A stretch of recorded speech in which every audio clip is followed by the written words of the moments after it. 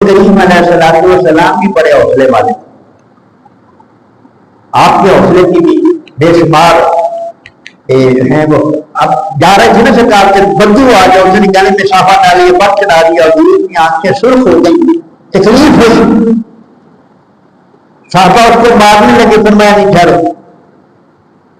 فرمایا تمہیں کیا مسئلہ ہے بھائی،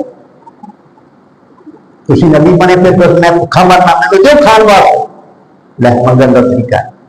نبی کریم علیہ السلام نے یہ نہیں فرمایا کہ تو ایسا کیوں کیا، تو اور طریقے سے فرمایا جاؤ اس کو دے دو، جو کا ایک اونٹ لاٹ کر دے دو۔ تو یہ حوصلہ ہے نبی کریم علیہ السلام۔ ایک بندہ آتا ہے مسجد میں،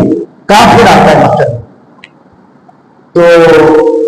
اس نے آخر میں کھڑے کھڑے مسجد میں پیشاب کرنے لگا۔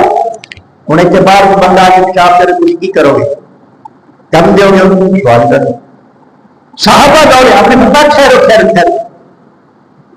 اس کو کچھ نہ کہو۔ جب اس نے پیشاب کر لیا، فارغ ہو گیا، تو حضور نے فرمایا پانی لا کے مسجد کو صاف کر۔ کافر تو کچھ نہیں کہا، بعد میں حکمت بتائی کہ اگر یہ رویہ جو تم نے اختیار کیا تھا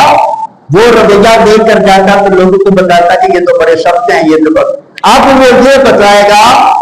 کہ میں نے وہاں بڑی بدتمیزی کی ہے لیکن انہوں نے مجھے کچھ نہیں کہا۔ جب حضور، اور پھر یہ ایک روایت میں یہ آتا ہے کہ نبی کریم علیہ السلام نے خود وہ پانی پکڑا اور خود صاف کیا، اور یہی بات دیکھ کر وہ بندہ مسلمان